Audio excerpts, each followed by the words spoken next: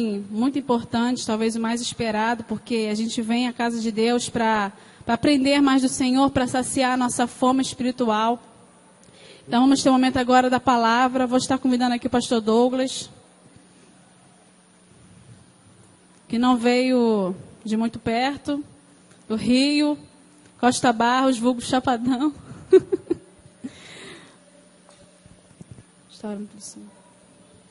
Ó Deus, obrigado, Senhor, pela vida do teu servo aqui nessa noite, ó Pai, que ele possa ser a tua boca, que ele possa ser o canal do teu fluir aqui neste lugar, Deus. Usa o teu filho, Senhor, Deus, para falar aos nossos corações. É isso que eu te peço, ó Pai, já te agradeço por tudo, no nome de Jesus. Amém.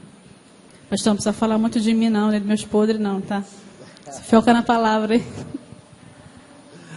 Irmãos, boa noite, graça e paz, amém?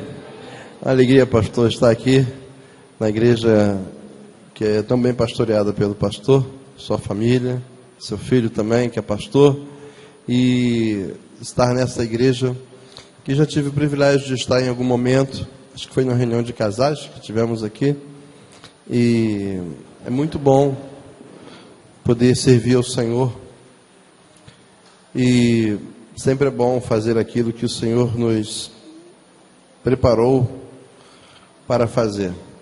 Bem, para aqueles que ainda não me conhecem, ou quem sabe um pouco, eu sou pastor da Igreja Batista Memorial em Costa Barros, já estou pastoreando ali há 25 anos.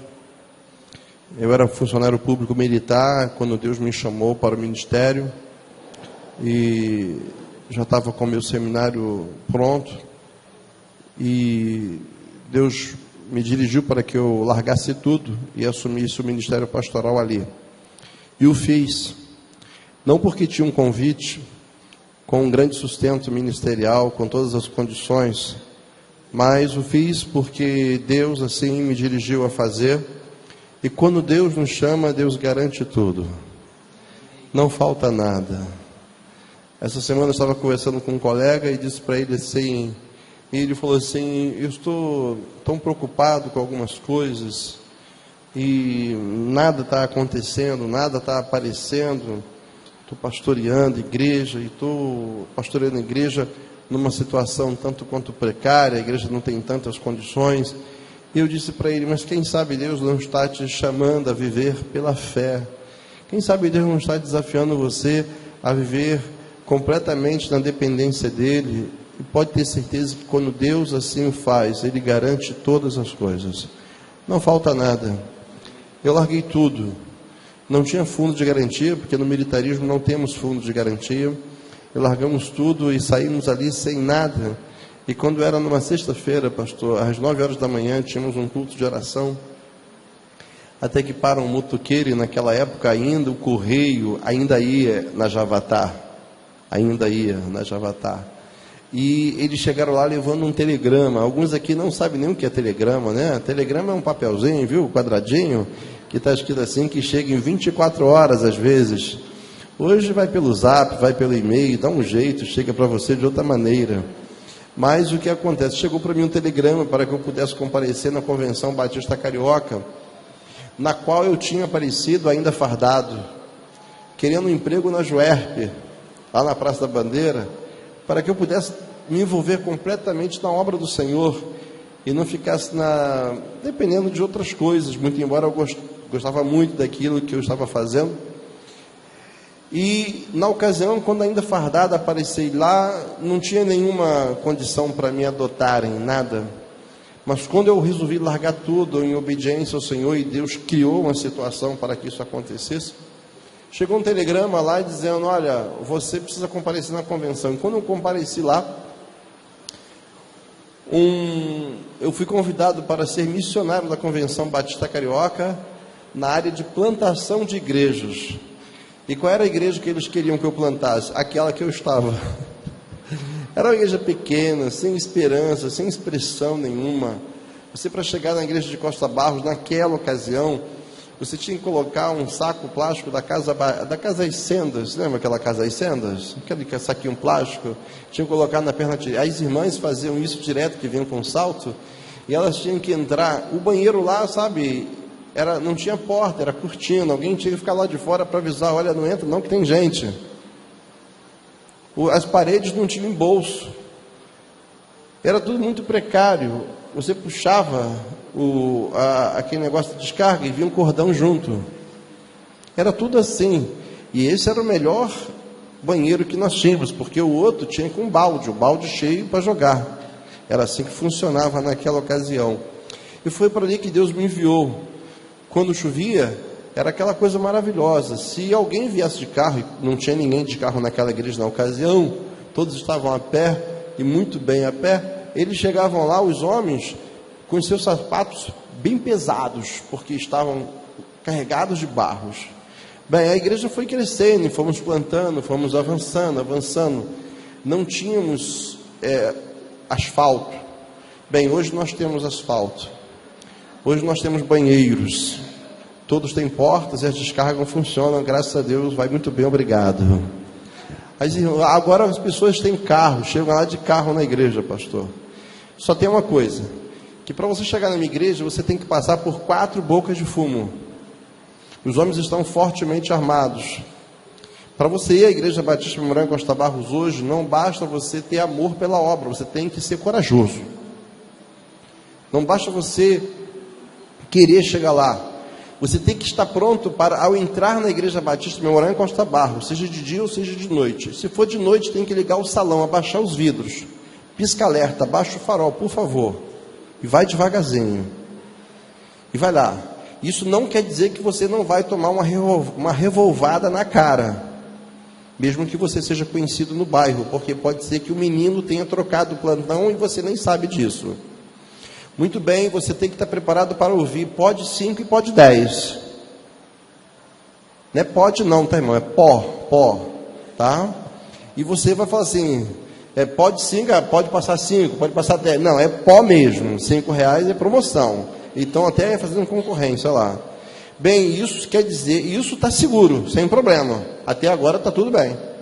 Porque o problema é quando a polícia entra no bairro, e eles têm que se esconder, e possivelmente pode acontecer com você o que já aconteceu comigo semana passada. Apesar de eu ser um pastor conhecido, muito respeitado, mas às vezes quando eu troco o plantão, pessoas vêm de fora para lá. 9 homens me pararam de carro, isso era de manhã, eu acabando de sair do culto de oração. Eles me pararam, mandaram eu descer do carro. Pastor, pelo amor de Deus, o senhor me perdoa, mas a gente precisa do seu carro agora. Meu carro novo. Meu carro o carro novo. Eles olharam para o meu carro, é esse carro aqui mesmo. Pegaram meu carro, entraram. Meu carro cabe 5 pessoas, é o normal. Aí entrou 7 pessoas no meu carro. O senhor pode ficar aqui que eu vou devolver o seu carro. E fizeram isso realmente. 12h45 devolveram o meu carro, tinha um dinheiro lá dentro, eles não mexeram, tinha uma caixa de som que foi doada, não foi mexida também. Nesse momento, o diabo, ele usa a vozinha para falar no teu coração assim, você vai ficar aqui até quando? Você está aqui já está aqui há 25 anos, você tem convite você tem condições de pastorear em outros lugares, certamente alguém já te convidou, e sempre vai surgir um montão de coisas. Desiste desse negócio. Mas aí Deus fala assim: aqueles que são meus, não pede para sair. Eles são treinados para cumprir a missão até o dia em que eu determinar. Às vezes as pessoas acham difícil entender a vontade de Deus. Não é. Não é difícil, irmãos. Não é difícil. Porque Deus, ele é tão natural. Quando ele não quer te usar mais num lugar, ele vai criar uma situação de uma tal maneira que isso vai ser tranquilo. E Deus vai fazer com que você chegue aonde ele quer que você chegue, sem nenhuma dúvida. Ele é um Deus assim. Bem, mas se você quiser vir pela direita, pela esquerda, se você quiser vir pela direita, você também tem outras pessoas te recebendo, olhando para você, tirando sua fotografia. Você, muitas vezes, se você chegar pela direita, você no seu peito, você recebe uma luzinha verde ou azul, como eles querem, e você fica de longe. O que está acontecendo? Tem alguém? Não, tem alguém te mirando, para você saber que tem alguém de olho em você. E você vai perguntar, o que é isso, pastor? Bem, é o segundo pior IDH do Rio de Janeiro. Lá é um lugar onde tem vidas, complexo do Chapadão. E foi para ali que Deus levou um ex-policial do BOPE, um homem que estava acostumado a subir os morros mais perigosos do Rio de Janeiro, aonde tudo que eu precisava era chegar ali no momento em que ninguém me esperava e algemar todo mundo e levar. E de repente Deus transforma toda a situação e me leva ali para pregar o Evangelho para aquelas pessoas que outrora eu só queria aprender. Isso tudo tem a ver com aquilo que eu quero falar nessa noite. Eu não sou muito esses últimos anos, quase não tenho não estou aceitando convite para pregar fora. Eu estou cada vez mais, vou usar um termo, peço permissão para usar esse termo, não usaria sem antes pedir permissão. Eu estou cada vez mais apaixonado por Costa Barros. Eu estou cada vez mais amando aquilo, o chamado que Deus tem para mim naquele lugar. Quando é que eu percebo isso? Quando eu olho para José Meirelles, um homem que era brabo, valentão, que andava com a peixeira do lado esquerdo, e que depois, quando veio para o Rio, trocou a peixeira por um revólver. Era um homem extremamente violento, um homem malquisto dentro da sua própria casa. E Deus pega José Meirelles e transforma em um homem sério, um homem de Deus, um homem de oração, que vai aos cultos de oração todos os dias praticamente. O que me faz fazer isso? É quando Deus olha para Francimar, um homem que era um péssimo marido, um péssimo pai, um filho desobediente, um péssimo vizinho, um homem que bebia, um homem que não parava quase em casa, um homem que trazia na mente da sua esposa a dúvida da sua lealdade e fidelidade. E Deus vai na casa dele, leva um americano, um missionário na casa dele, fala de Jesus, missionário, e Francimar recebe palavra, e ele é transformado naquele momento, e depois ele e toda a sua casa se rende aos pés do Senhor, e hoje ele é presidente do conselho diaconal da nossa igreja. A sua esposa é presidente das mulheres, os seus filhos trabalham na igreja, eles são introdutores, outros trabalham no som. Na verdade, são histórias como essas e outras mais que eu poderia passar a noite toda contando, que faz me ver o quanto Deus quer nos usar, o quanto Deus quer nos usar como instrumento para a sua honra e para a glória de Deus.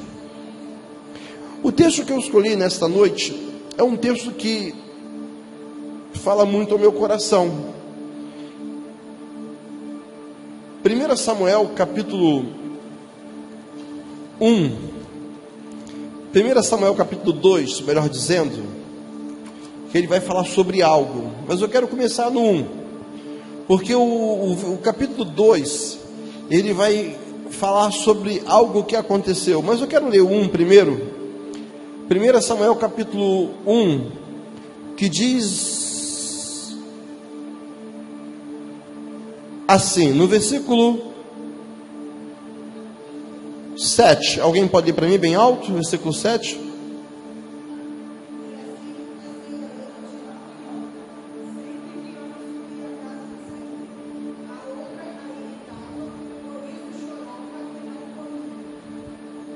Alguém pode ler o 9?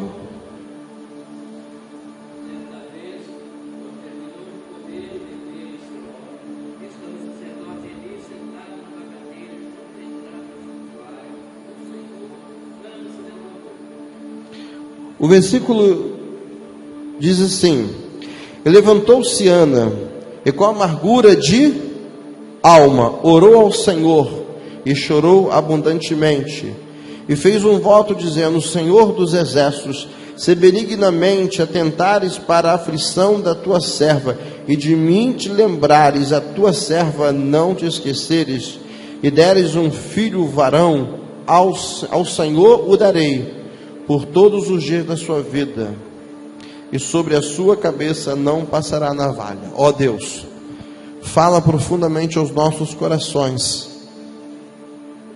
nesta noite, no nome de Jesus, amém. Ao ser convidado para pregar e sabendo que o tema tinha muito a ver com o aniversário de um grupo que tem um nome que pulsa aos nossos olhos, aos nossos ouvidos, a nossa igreja, Atitude, Eu tenho que lembrar de alguns personagens da Bíblia e poderíamos falar sobre vários personagens que tiveram comportamentos que vão nos lembrar sempre esta palavra.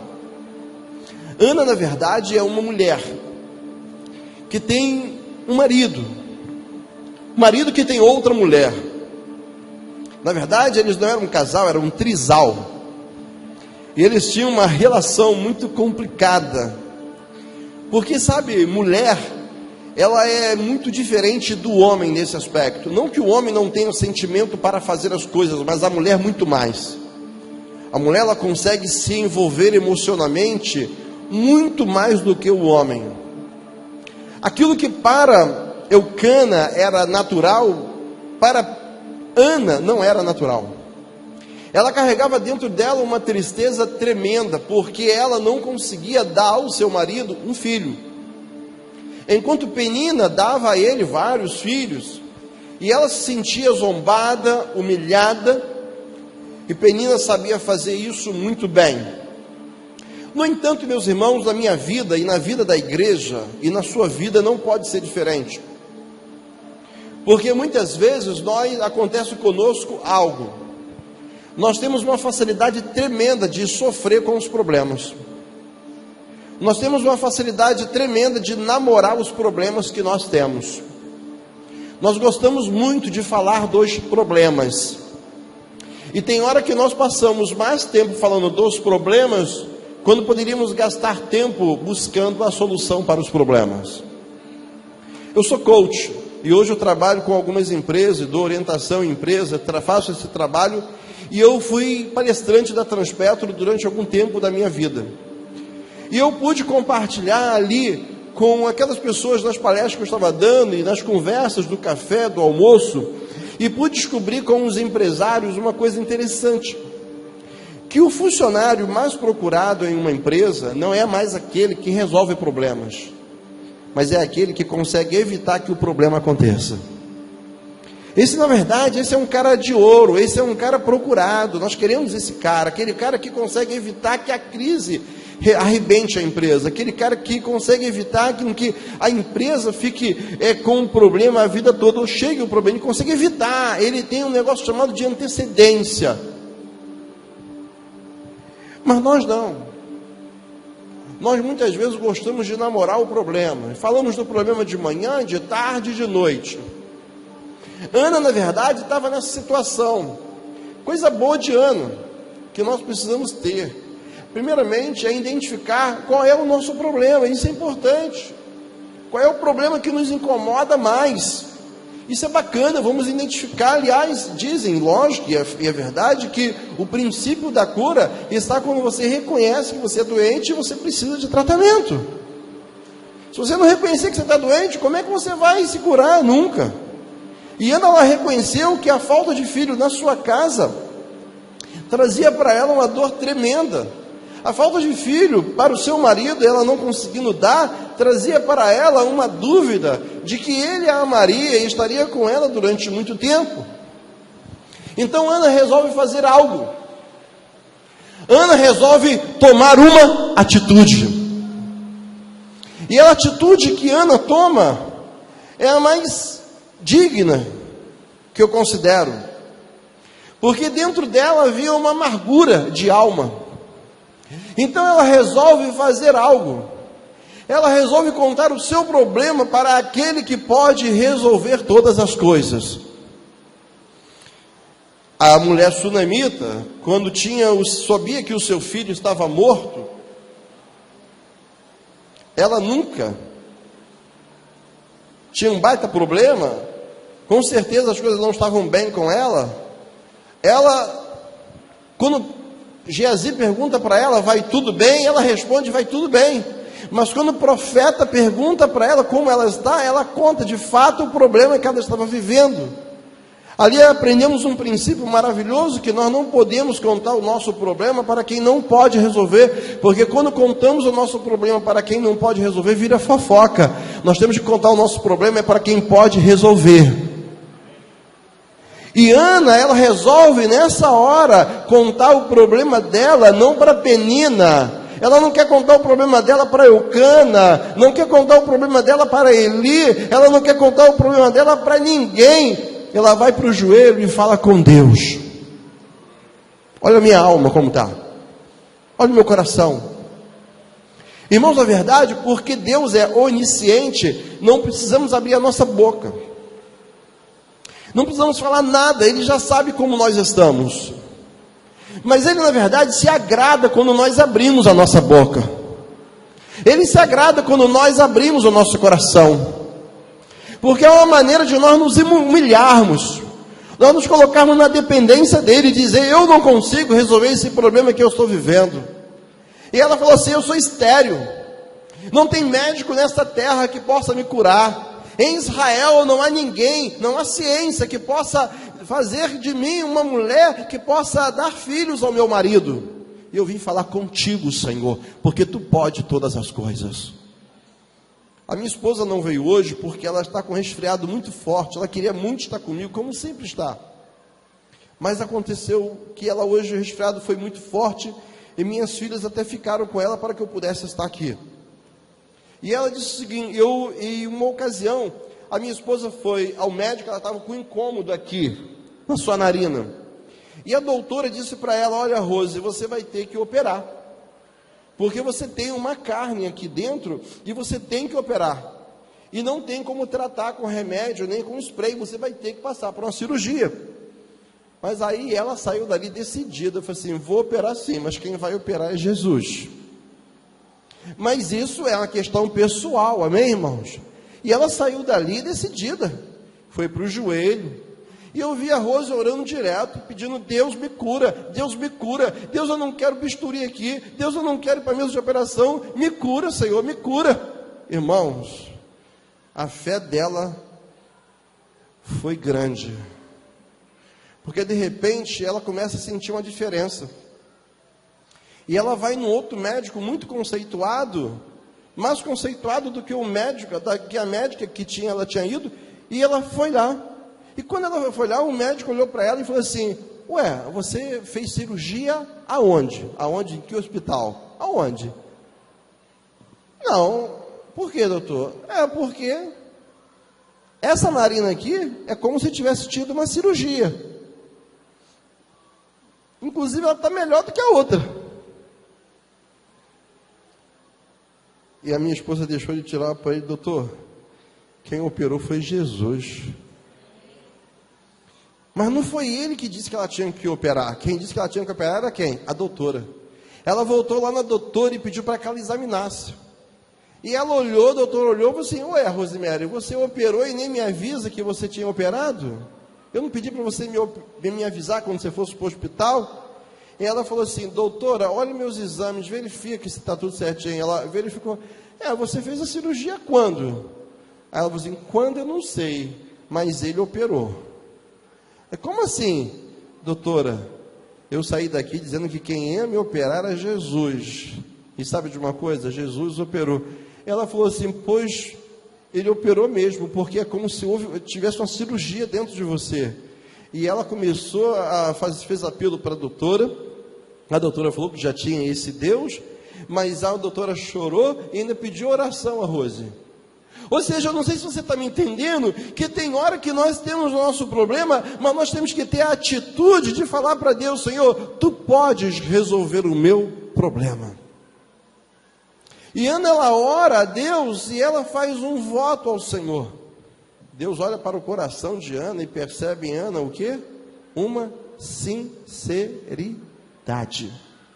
A sinceridade de Ana, ela é tamanha que Deus não se deixa escarnecer. Ele conhece quando nós fazemos um voto e de fato vamos cumprir.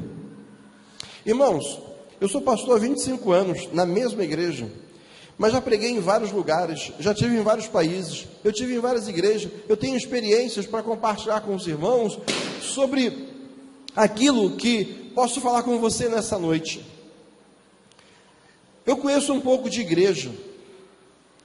Nós povo de igreja, nós temos algumas coisas que nós precisamos mudar. Uma das coisas que a gente precisa fazer é que na hora do culto, na hora do louvor, na hora da mensagem musical, como uma canção como essa, da coreografia, o Atitude cantando, nós somos capazes de prometer tudo para Deus. E achamos até que Deus acredita. Mas a Bíblia diz que Deus não se engana. As nossas respostas serão ouvidas por Ele, respondidas por Ele, quando Ele encontrar de fato sinceridade dentro dos nossos corações. Quantas vezes nós levantamos aqui e falamos aqui, eu vou servir ao Senhor, eu vou me tornar um grande evangelista dessa igreja. Aí Deus olha e fala, da boca para fora. Boca para fora. Deus já conhece, porque Deus ele é presciente, Ele consegue saber agora o que vai acontecer depois. Ele sabe. Então a Ana, ela quando se prostra diante do Senhor, ela não conta apenas um problema, ela não faz um voto na emoção, mas parte do coração dela a sinceridade. Irmãos, não tenha medo de responder sim para Jesus, porque quando nós damos sim para Jesus, Ele nos dá vários sims depois. Ela não queria um filho. Se você conhecer a história de Ana, a Bíblia diz que ela teve vários filhos depois. Mas o primeiro, irmãos, é do Senhor. Quando eu falo primeiro é do Senhor, é aquele que as primícias têm que pertencer ao Senhor. Tem pessoas, pastor, não aqui, mas em várias igrejas, talvez aqui, não sei, tem pessoas que têm medo de entregar o dízimo. Eles acham que vai ficar faltando. Fica tranquilo, meu irmão, pode entregar o dízimo, porque o dízimo já é do Senhor. E quando você consegue ser fiel no dízimo, os 90%, Deus abençoa. Deus abençoa e abençoa muito.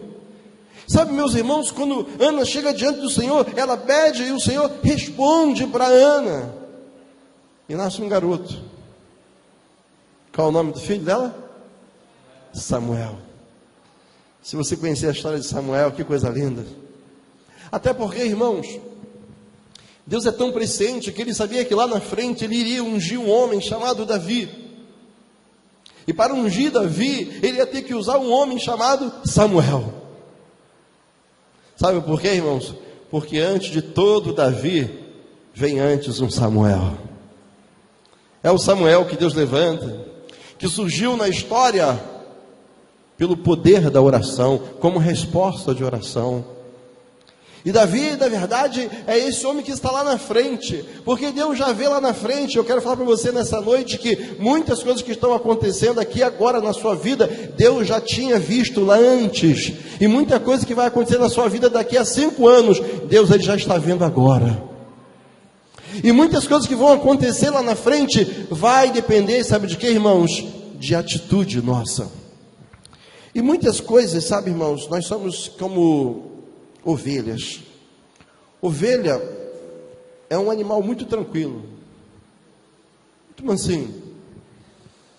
Por isso que a Bíblia diz que os filhos das trevas são mais prudentes do que o da luz, porque os filhos das trevas parece que eles conseguem enxergar algumas vantagens que nós já estamos tendo e nós não estamos percebendo. É aquele texto que diz assim, que eu era feliz e não sabia. Irmãos, eu posso te garantir que enquanto muitos que estão dentro da igreja estão tendo inveja de pessoas que estão no mundo, pessoas que estão no mundo, perdidos, eles têm inveja e desejo de estar como nós estamos aqui hoje, comportados, cultuando a Deus. Sabe, uma passagem que me lembra uma mulher que tinha passado por um grande problema. O marido dela tinha morrido. E ela tinha 2 filhos dentro de casa. E os credores chegaram para levar os seus filhos, para que os seus filhos pudessem ser escravos, até que a dívida do pai fosse paga. E essa mulher já não era como Ana, porque Ana não tinha filho e orou para que Deus desse filho a ela. Essa mulher tinha acabado de perder o marido, mas ela já tinha 2 filhos. O que ela não queria era perder os filhos que ela tinha. Enquanto Ana vai até Deus pedir um filho, essa senhora viúva, ela vai até Eliseu pedir para que os filhos dela não sejam levados de casa. Sabe qual é a lição que eu tiro de tudo isso? é que para todos esses dois exemplos, nós temos um negócio chamado atitude. Muitas vezes nós aceitamos a perda com muita facilidade. Como ovelhas, muitas vezes nós somos pacíficos demais.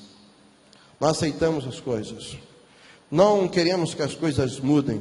Ah, é assim mesmo. Aconteceu com a minha avó, acontece com a minha mãe, vai acontecer comigo também. Muitas vezes nós somos pacíficos demais, aceitamos com muita facilidade.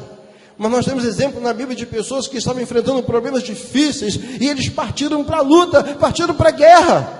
Essa mulher sai de casa e vai até Eliseu e diz: olha, estão querendo levar os meus filhos, mas os meus filhos não. Me ensina alguma coisa, profeta, e diz o que eu posso fazer para que os meus filhos não sejam levados de casa. Quantos filhos de parentes seus? Quem sabe nós temos aqui pessoas que têm filhos, têm netos, têm sobrinhos, que o diabo entrou dentro de casa e levou os filhos para a boca de fumo. Pegou o marido e levou para a casa da amante. Pegou a esposa e levou para um hospício. Pegou filhos e levou para o prostíbulo. E muitas vezes nós simplesmente viemos aqui na igreja e simplesmente somos pacíficos. Seja feita a vontade de Deus. Desculpa, irmãos, eu não sou esse pastor. Que seja feita a vontade de Deus? Sim, sempre tem que ser feita a vontade de Deus. Mas muitas vezes, irmãos, nós colocamos tudo na conta de Deus, quando Deus está querendo de mim e de você uma atitude. Estou com um rapaz lá na minha igreja. Ele está passando um problema na família. E ele vem me procurar. Eu o chamei no canto e falei assim: olha, será que você já não ouviu Deus falando com você várias vezes daquele púlpito? Você está enfrentando um problema. Esse problema está te incomodando. O diabo ele fica feliz quando nós ficamos nervosos, chateados, aborrecidos, quando nós sentimos fracos e humilhados. Mas Deus está olhando para você e perguntando: será que você não sabe o caminho da tua vitória? Quem sabe Deus está chamando você para buscar a solução que está nele. E isso nós vamos buscar, sabe onde, irmãos? É no joelho. Quantas vezes, irmãos, quantos problemas que Deus permite chegar na nossa casa, porque Ele está querendo, sabe o quê? É que nós estejamos perto dEle. Irmãos, curar para Deus é um detalhe. Abrir uma porta para Deus é um detalhe. Trazer peixes para o barco de Pedro é só um detalhe. Mas, irmãos, nós precisamos aprender a conquistar essas coisas no Senhor. E essa mulher, ela não quer perder os seus filhos, e ela pergunta para o profeta dá uma instrução para ela, e requer dela, sabe o quê? Uma atitude. Vai na casa dos teus vizinhos, pega emprestado vasilhas vazias e não poucas, e encha-nas. Atitude. Sinceramente, qual o plano de Deus para essa igreja? É que essa igreja seja instrumento de salvação neste lugar. Ao chegar aqui, eu encontrei vários bares abertos. Eu encontrei. Cheio de pessoas lá, sentadas, bebendo. Então tem pessoas nesse lugar. Cheio de pessoas bebendo nessa hora. Então eles estão com disposição de sair de casa para ir a algum lugar. Irmãos, Deus quer usar você, para trazer essas pessoas para o seu reino. Instrumentos de vida, instrumentos de ser o grande evangelista. Eu tinha um sonho, pastor. Acho que o meu sonho, como quase todo batista, criança, que um dia vai para o seminário, era conhecer Billy Graham. Esse era o meu sonho, pastor. Desculpa, mas esse era o meu sonho. Eu queria conhecer Billy Graham. Eu coordeno cruzadas internacionais com americanos há 28 anos. Desde que eu era seminarista, eu trabalho com americanos. E eu conheci um pastor, Cletus Gilbert. E eu fui intérprete dele durante algum tempo. E o pastor Cletus, a gente ia fazer visita lá, assim. Um dia ele viu a Ana Paula Valadão cantando. Ele não entendia o português, mas ele sentia a unção daquela voz. Ele, preciso de ti. Ele ouvia aquilo, sentia a unção. E várias canções que ela foi cantando, e ele falou assim: eu quero conhecer esta senhora jovem. Quantos membros tem essa igreja? Eu falei: essa igreja é enorme, lá em Minas Gerais, Belo Horizonte. Ele falou assim: como eu quero conhecer essa igreja? Um dia eu cheguei para ele e falei assim, eu moro em Anchieta, eu falei assim, se você quiser, a gente vai amanhã lá. Americano, irmãos, eles planejam uma viagem há 1 ano. Brasileiro não. E ainda mais eu. Vamos amanhã lá. Irmãos, lá tem culto todos os dias. E durante o dia tem vários cultos, qualquer dia. E quando eu cheguei, ele falou assim, amanhã? Amanhã. Pegamos o carro e fomos para Minas Gerais, Belo Horizonte. Foi tão plano de Deus que quando... Eu nem sabia que era tão difícil falar com a Ana Paula Valadão, ou com algum parente dele. Mas quando eu estou chegando, quem é que está atravessando a rua? O esposo da Ana Paula Valadão. E à noite, eu falei com ele, e ele foi para o culto, e ela ficou sabendo que um americano veio querendo conhecê-la. Ela foi olhar no culto. É o senhor que está querendo me conhecer, tal. E nos chamou para jantar com eles. Eles nos levaram, irmãos, para um restaurante, imagina, ela fomos lá só para conhecer, e eles nos deram toda a atenção, depois nos hospedaram num lugar, todo luxo. Por que ele conheceu Ana Paula Valadão? Por que eu consegui? Por causa de uma atitude. E depois que eu realizei o sonho dele, eu falei assim, pastor, eu realizei o seu sonho, né? Agora você vai ter que realizar o meu. E qual é o seu sonho? Eu quero conhecer Billy Graham. E ele morava na Carolina do Norte, exatamente onde Billy Graham morava. Brasileiro se arruma para ir para a igreja, brasileiro se arruma para ir para o shopping, americano não. Americano bota uma sandália, uma bermuda e está em casa, está tranquilo. E ele me levou do jeito que eu estava, uma bermuda e uma sandália, para casa, para onde? Você não quer conhecer Billy Graham? E fomos lá. Não consegui encontrar Billy Graham, porque ele era já um patrimônio americano inacessível. Ninguém entrava na casa dele, ele já está um pouco adoecido.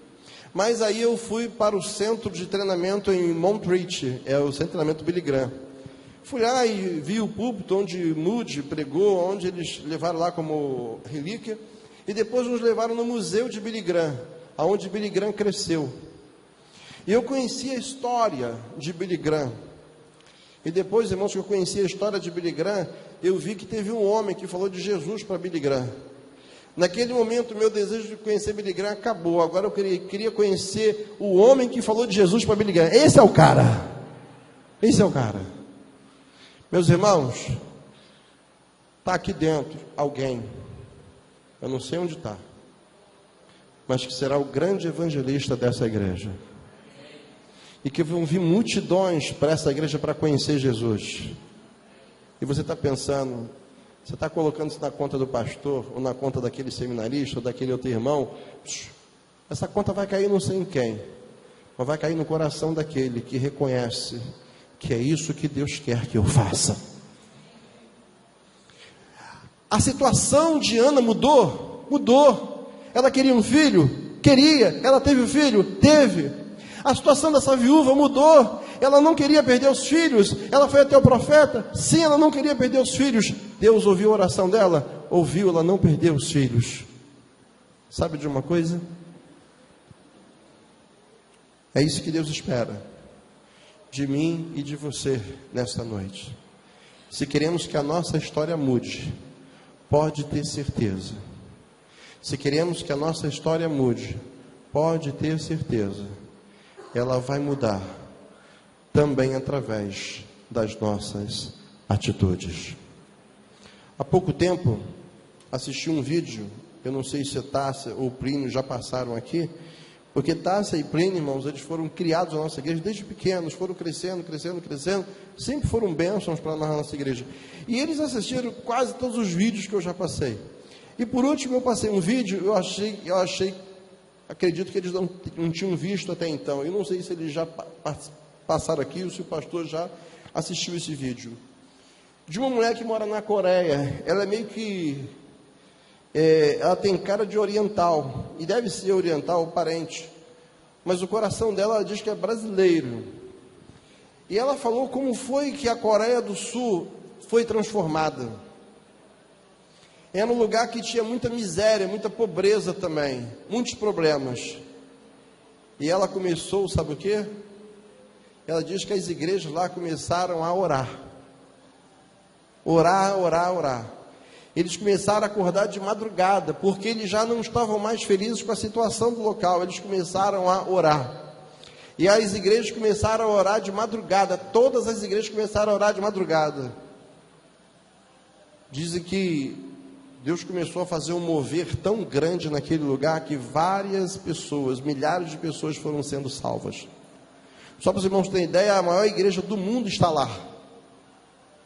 E aquele país começou a desenvolver. Hoje, aquele lugar, eles recebem intercâmbio. Países vão lá visitar para conhecer esse movimento de oração que começou lá atrás e até hoje permanece. Por que Deus mudou aquele lugar? Através de atitudes de oração. É o que Deus quer fazer nessa igreja, quer fazer na minha igreja, quer fazer nas igrejas. Ele quer levantar pessoas com aquela atitude de evangelização, com aquela atitude de adoração. Ele vai levantar dentro da igreja pessoas com atitude de comunhão, aquela pessoa que se preocupa em promover comunhão entre os irmãos, aquela pessoa que se preocupa em levantar pessoas para despertar, vamos montar grupos de oração, aquelas pessoas que se preocupam, vamos evangelizar, vamos ganhar várias almas para Jesus Cristo. Atitudes como essa, irmãos, trazem transformação para o local aonde nós estamos. Apesar de estarmos num lugar muito perigoso, lá em Costa Barros, lugar extremamente perigoso, irmãos, quantas pessoas Deus tem salvado naquele lugar? Sabe por quê? Porque nós sabemos que não podemos ficar simplesmente à mercê e falar assim, seja feita a tua vontade. Aí Deus fala, opa, minha vontade é salvar, mas eu preciso que vocês tenham atitude. Eu pensei que a nossa atitude, ela será abençoada quando ela começar com uma atitude cheia de avivamento espiritual. O quanto a igreja precisa passar por esse momento, ela ser avivada. E teve uma vez que eu ouvi uma pregação e eu nunca mais eu esqueci, gostei muito. Ela falou que uma casa era muito azul, mas um azul que tomou muito sol, um azul que tomou muita chuva. Então aquele azul estava meio que apagado, sem vida. E que levaram um pintor para aquele prédio, e ele pintou de azul. E o azul ficou o quê? Aceso, vivo. Nós também somos assim, irmãos. O Espírito Santo de Deus, ele já está dentro de nós. Mas quando nós nos curvamos diante dele, quando nós buscamos ao Senhor, quando nós nos inclinamos ao Senhor, quando nós clamamos ao Senhor, nós começamos a ficar avivados. Nós começamos a resplandecer. As pessoas querem nos conhecer, querem saber o que Deus está fazendo conosco. Pastor Torres, secretário executivo da Convenção Carioca, certa vez contou uma ilustração que eu nunca esqueci. De uma igreja que foi fazer um grande culto. E eles convidaram o pastor Nilson do Amaral Fanini para pregar. E convidaram a cantora Cassiane para cantar. E a igreja como nunca encheu. Ela nunca esteve tão cheia como estava naquela noite. E ele queria ganhar pessoas para Jesus. Irmãos, ele achou que a solução era convidar o Fanini e convidar a Cassiane. E a igreja encheu de fato. Naquela noite, uma jovem senhora aceita Jesus. O pastor do púlpito, ele olhou e viu que aquela senhora que ele convidara tantas vezes, naquela noite ela estava. Ele falou assim, poxa, deu certo a estratégia de trazer o Fanini e trazer a Cassiane. E naquela noite, quando o pastor Fanini prega, faz o apelo, ela aceita Jesus como Salvador. O pastor vai à porta cumprimentar as pessoas. E ele está ansioso por aquela jovem chegar, porque ele quer perguntar para ela alguma coisa. E ela chega, e ele pergunta para ela assim, poxa, que bom que você veio. Que bom que você aceitou Jesus como Salvador. Ah, como eu desejava. Ah, pastor, como eu estou feliz. Eu queria tanto aceitar esse Jesus. E ele perguntou assim, ele não resistiu. Eu queria saber de você, o que mais tocou? Foi a mensagem do pastor Fanini ou foi quando Cassiane cantou? E ela respondeu, pastor, esse homem prega bem, essa baixinha canta a beça. Mas olha, está vendo aquele moço ali? Ah, o irmão Pedro? Sim, ele é meu vizinho. Péssimo marido, era um péssimo marido. Esse homem aí bebia cachaça, ele chegava em casa cambaleando. Péssimo pai, péssimo vizinho. Era uma pessoa que você achava que não tinha solução. Mas de um tempo para cá ele anda arrumadinho, anda retinho. Falei com a esposa dele, falou que ele é um ótimo marido agora. E os filhos elogiam o pai toda a vida. E eu procurei saber o que aconteceu. E ele falou assim, um tal de Jesus que mudou a vida dele. Sabe, pastor, eu descobri que Jesus mudou a vida dele. E eu vim aqui porque eu quero que o Jesus que fez isso na vida dele, faça na minha vida também. Sabe, meus irmãos, Deus quer levantar pessoas aqui assim, pessoas tão avivadas, pessoas tão transformadas pelo poder de Deus, que a transformação que vai acontecer na sua vida vai trazer outras pessoas querendo ser transformadas também. Atitudes de pessoas avivadas, atitude de pessoas transformadas, atitude de pessoas com intimidade com Deus. O quanto nós precisamos ser íntimos de Deus. Às vezes temos tanta intimidade com irmãos da igreja, bacana, legal, mas irmãos, a nossa maior intimidade tem que ser com Deus. Quando nós somos capazes de dizer para Deus: Senhor, olha como eu sou, olha como eu estou, olha o crente que eu me tornei, não é isso que o Senhor quer de mim. Irmãos, quantas vezes somos capazes de ficar assistindo a novela, passamos 2 horas diante de uma televisão, se você contar quanto tempo você olhou para o Zap hoje, você zapeou, facebookou, você fez um montão de coisa, você passou tempos e tempos na internet, assiste um filme, gasta 2 horas, o filme do Titanic durava mais de 3 horas, e quantas pessoas assistiram ali? Irmãos, quantas vezes nós conseguimos passar meia hora só diante do Senhor? Quantas vezes o médico chega para você e fala: faz jejum de 12 horas por causa do exame que você vai fazer? Quantas vezes, irmãos, nós fizemos um jejum de 12 horas para ficar na presença de Deus? Intimidade com o Senhor. A intimidade, irmãos, faz com que a presença do Senhor seja tão percebida no local que as pessoas, elas querem entrar porque elas querem sentir a mesma coisa. Uma certa ocasião, o pastor David Paul Eng-Chu, ele falou uma coisa que eu não esqueci em um dos seus livros. Ele disse que o culto começava às 7 horas, e ele chegava no seu gabinete 5 horas da manhã, e ficava das 5 às 7 orando. Ele dizia que a igreja começava a orar. Quando o culto começava, irmãos, quando ele mal terminava de pregar, antes de fazer o apelo, já tinha pessoas vindo à frente aceitando Jesus como Salvador. Tamanha presença de Deus. Pastor Sammy Tippett, eu não sei se você ouviu falar nele, um americano, pastor batista que pregou no Brasil várias vezes, na Convenção Batista Fluminense, nos retiros. Ele sempre prega sobre avivamento espiritual. Ele fala que ele e a sua esposa Tex várias vezes passavam momentos, tempos juntos em oração, buscando que Deus modificasse, Deus mudasse a realidade do seu país, Deus mudasse a realidade da sua cidade. Quantas vezes o pastor Sammy Tippett fala assim: Senhor, manda pessoas na minha frente para que eu possa falar do teu amor. E quando ele saía nas ruas, aparecia alguém querendo ouvir de Jesus. Irmãos, pessoas avivadas atraem a presença de Deus e atrai pessoas para a presença do Senhor. Pessoas transformadas atraem a presença de Deus e atraem pessoas para a presença de Deus. Pessoas com intimidade com Deus, íntimos do Senhor. Quantas vezes nós queremos ir para o vale sem termos passado pelo monte? Porque antes de irmos para o vale, temos que passar pelo monte. O monte não é esse monte simplesmente que vê aí. O seu monte pode ser o seu lar, o seu quarto aqui mesmo, o seu monte. Mas queremos coreografar, queremos cantar, queremos pregar, queremos fazer tudo isso sem termos passado pelo monte na intimidade. Irmãos, quantas vezes queremos que a igreja cresça? Quantas vezes queremos que Deus comece a fazer coisas maravilhosas sem trabalharmos? Queremos que só Deus trabalhe. Não, irmãos, somos nós que temos que ir às ruas evangelizar e trazer as pessoas. Somos nós que temos que promover café nas nossas casas e convidar os nossos vizinhos para fazer amizade, porque primeiro fazemos um amigo para depois fazermos um irmão. Quantas vezes podemos fazer aqui um retiro não para passear, mas para trazer pessoas para passear conosco, para criarmos aquele vínculo, trabalhar, apertar a mão, trazer, dá trabalho, é visitar uma vez, é visitar 2, visitar 3, pastor, não teve jeito, visita de novo.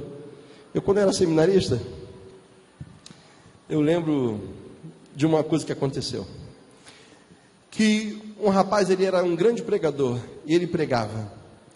Ele ouviu então uma mulher contar um testemunho para ele. Era a maior evangelista da sua igreja. Ele disse: foi com essa mulher que eu aprendi a evangelizar. É mesmo? Ela é pastora, missionária, fez seminário? Fez nada. Ela é uma mulher daqui da nossa igreja que prega evangelho, ela é muito insistente. Ela pregava o evangelho e falava assim: eu queria falar para o senhor, moço, que só Jesus Cristo transforma e o senhor precisa entregar a sua vida a Jesus, que se você morrer sem Jesus, tu não está salvo não. Ela só sabia falar isso. E o cara, tá bom, já ouvi. Eu queria falar para o senhor que só Jesus Cristo transforma, só Ele salva. Sem Jesus, o senhor não vai ser salvo não. Tá bom, moço, eu já escutei. Então, eu queria falar para o senhor que só Jesus Cristo salva, e só Ele transforma, e sem Jesus o senhor não vai ser salvo. O senhor não quer aceitar Jesus? Moço, eu já escutei. Se a senhora falar de novo, vou dar uma rasteira na senhora. A senhora para. Ela falou assim: tá bom, moço, mas eu só quero que o senhor saiba que só Jesus Cristo salva, só Ele transforma, e sem Jesus Cristo não tem salvação. Irmãos, ele não perdeu tempo, deu uma rasteira na mulher. A mulher caiu, levantou. Eu falei para a senhora: não, tudo bem, mas eu só queria que o senhor soubesse que só Jesus Cristo salva, e que sem Jesus o senhor não vai ter salvação. Irmãos, o cara não vai dar outra rasteira na mulher. Trabalho. Se você quer que coisas grandes aconteçam aqui nessa igreja, não fique achando que esse trabalho de Deus é nosso. Somos nós que temos que trabalhar. Atitude tem a ver com trabalho. Unidade. Unidade não é uniformidade. Pessoas vestindo tudo azul, né? Tudo amarelo. Não. Você pode estar tudo azul, tudo amarelo e estar vivendo uma divisão. Nosso Deus é o Deus que provoca unidade no meio da diversidade. Somos diferentes, mas dentro da diversidade, Deus pode promover unidade. Quando pessoas chegarem aqui dentro dessa igreja e sentir unidade, eles querem ficar aqui, porque somos conduzidos pelo mesmo Espírito. Sabe, irmãos, como isso aqui é importante. Quando nós começarmos a chegar aqui e formos dedicados na obra do Senhor. Sabe, eu vou falar uma coisa, não pensa que eu não estou falando para vocês, estou falando para mim e da minha igreja. Foi tudo que eu falei para a minha igreja. Como eu não acredito que uma coisa pode crescer sem dedicação. A gente que faz coisas tudo na última hora, não, isso não funciona não. Tem que ter dedicação. A gente ensaia 3, 4 vezes. Dedicação. Mas cansa mesmo. Eu fui assessor-chefe da Colurb. E eu fui representar o diretor da Colurb no carnaval passado, nesse carnaval agora. Pela primeira vez eu fui lá assistir os grandes desfiles. E isso tudo aconteceu na minha vida no ano passado, quando eu fui convidado para atender, para trabalhar com o prefeito Crivella, quando ele aceitou. Quando ele veio se tornou prefeito. Eu aceitei o desafio. E quando eu estava lá, vendo aquelas escolas de samba passar, a Colurb, que é a melhor empresa de limpeza da América Latina, eles, quando vão fazer limpeza, eles vão nesse formato triangular, limpando. E a diretoria, e eu fui representar o diretor da Colurb, o presidente da Colurb, e estava eu e alguns diretores no meio, acompanhando. Irmãos, é incrível como você percebe que eles passaram horas e horas ensaiando. É incrível como vocês percebem os carros alegóricos, como eles funcionam certinhos. Dedicação total. Mais uma coisa. A fantasia mais barata, R$360. E um montão de gente querendo colocar aquela fantasia, mas não tinha mais vagas. Dentro da igreja, às vezes a roupa do congresso custa R$70, o pessoal reclama toda a vida. Mas aí eles eram tão dedicados que você percebia no trabalho o resultado da dedicação deles. Queremos que a nossa igreja cresça, queremos que o grupo Atitude cresça, queremos que o ministério cresça, queremos que os embaixadores cresçam, queremos que qualquer coisa cresça na igreja. Não vai crescer se não tivermos trabalho e formos dedicados ao que estamos fazendo. E por último, o Senhor quer que atitude esteja relacionada com envolvimento. Nós não vamos crescer sem nos envolvermos. Você nunca vai alcançar sucesso sozinho, temos que nos envolver. Deus envolveu Pedro com outros pescadores. Ele envolveu os discípulos com outros que estavam com fome do pão e de peixe. Não tem como crescer se não tiver envolvimento. Existem pessoas que acreditam numa relação vertical, você e Deus. Pois bem, não tem relação vertical sem relação horizontal. Se você puder perceber, você deve ter entrado essa noite e pergunta quantas mãos você apertou, quantas pessoas você abraçou, qual o nome de quem aqui você sabe, perto de quem você sentou. É sempre da mesma pessoa que você faz isso.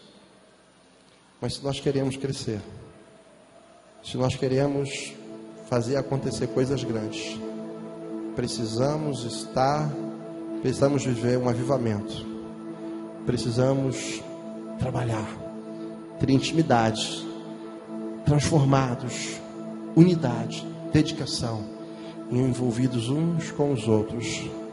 E desta maneira, com esta atitude, nós vamos ver coisas grandes do Senhor acontecer nas nossas vidas e aqui dentro deste lugar.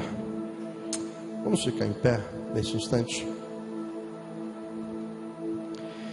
Senhor, eu te agradeço por nos trazer nesse lugar, por falar poderosamente conosco.